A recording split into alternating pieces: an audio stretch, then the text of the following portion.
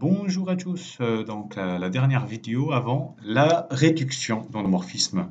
Donc on va s'intéresser à la notion de multiplicité, ordre de multiplicité d'une valeur propre. Dans cette vidéo on va parler de multiplicité algébrique. Alors on va voir ce que c'est. Donc on va aller directement, on va prendre E un K espace vectoriel de dimension n, U un endomorphisme de E. Et on va noter x indice U, le polynôme caractéristique de U.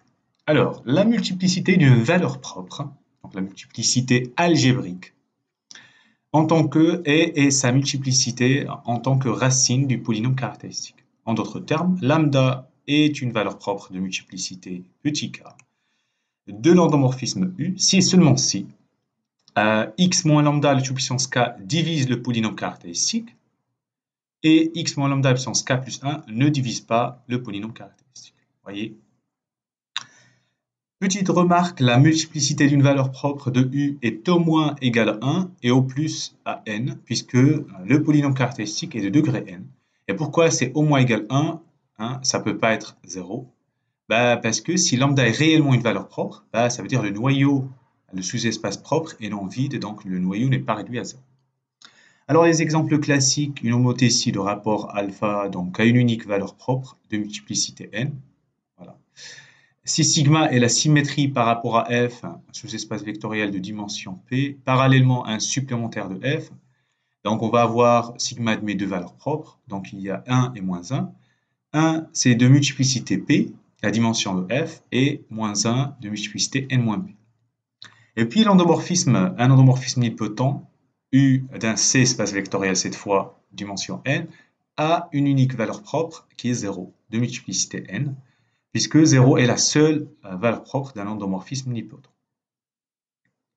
Alors une remarque sur l'endomorphisme induit. Si f est un sous-espace vectoriel stable par U, sous-espace vectoriel de E bien sûr, la multiplicité d'une valeur propre de U indice grand F, ça veut dire l'endomorphisme induit par U sur grand F, qui est stable par U, alors la multiplicité va être inférieure à sa multiplicité en tant que valeur propre de U. Voilà. D'où vient ça? Ça vient du fait que en fait, le polynôme caractéristique de l'endomorphisme induit divise le polynôme caractéristique de l'endomorphisme de base U. Alors pour l'instant, voilà, on a une idée globale. Maintenant, on va s'intéresser au théorème suivant. Alors, soit U un endomorphisme de E et lambda valeur propre de U de multiplicité, disons alpha. On note E indice lambda le sous-espace propre associé à lambda. Alors, on a le résultat.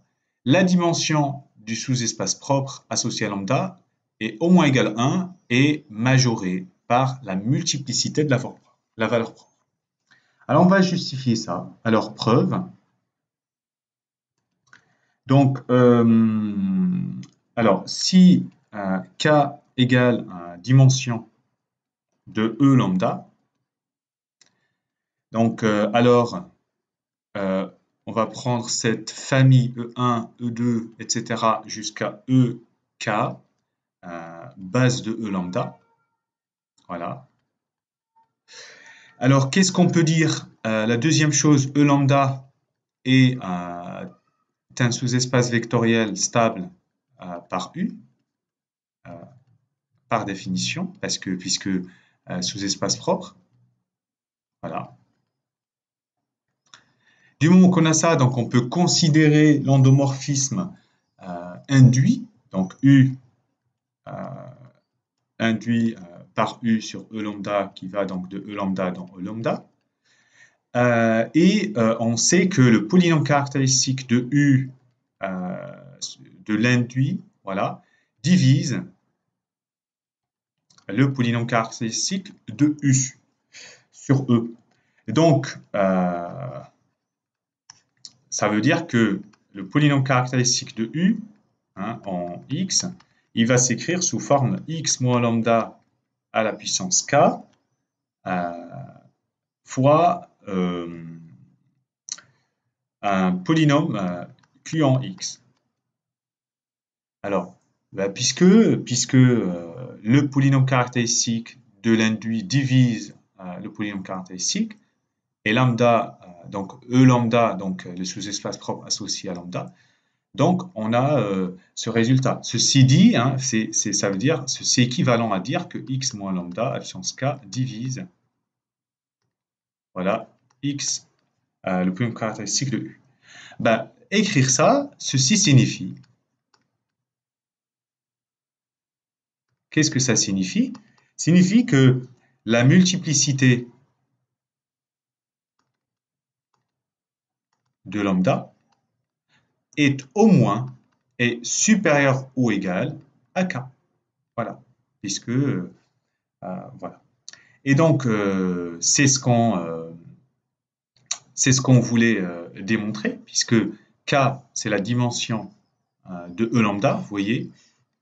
Donc ça c'est dimension de E lambda, et on voulait montrer que dimension de E lambda c'est le cas inférieur à la multiplicité.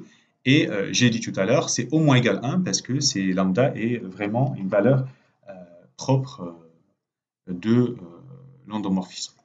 Alors avant de regarder le corollaire, juste un résultat, on va dire, naturel, remarque, si P est le nombre de valeurs propres distinctes, donc on va les noter lambda k, pour k égale 1 jusqu'à P, et alpha k, la multiplicité de lambda k, alors on a, comme vous savez, donc la relation entre la trace, le déterminant, alors on a la première chose, la somme pour k égale 1 jusqu'à p de alpha k est inférieure ou égale à n, c'est normal, hein, donc les multiplicités, quand on fait l'addition, ça ne peut pas dépasser la dimension. Et si k égale c, ça veut dire on est certain que le polynôme caractéristique est scindé, alors le polynôme caractéristique de U, il est scindé. C'est le produit pour k égale 1 jusqu'à p de lambda k moins x, où x moins lambda k, c'est en fonction en fait, de la définition. Donc, ce n'est pas vraiment un problème. Alors, on a ça, et on a que la trace de l'endomorphisme U, donc c'est la somme pour k égale 1 jusqu'à p, c'est la somme des valeurs propres comptées avec leur multiplicité, donc alpha k, lambda k. Et puis, déterminant de U, donc c'est le produit des valeurs propres avec, bien évidemment, leur multiplicité, ce qui fait que c'est lambda k à la puissance alpha k. Voilà. Alors, la dernière chose, c'est le corollaire qui dit que soit U un endomorphisme de E et lambda valeur propre de E. Si lambda est de multiplicité 1, l'espace propre associé est une droite. Alors, si on va dire preuve, mais c'est juste une justification, hein, qu'est-ce qu'on peut dire si la multiplicité, si j'écris multiplicité de lambda est 1, et on sait que dimension de E lambda, c'est au moins 1, et donc inférieur à la multiplicité ici, qui est 1. Donc, la dimension de E lambda, c'est 1. Vous voyez dimension c'est 1, parce qu'on a le résultat. Et ben, on peut pas avoir autre chose que avoir une droite. Voilà. Bon, bah écoutez, la prochaine fois, on va s'intéresser à la réduction. Bon courage!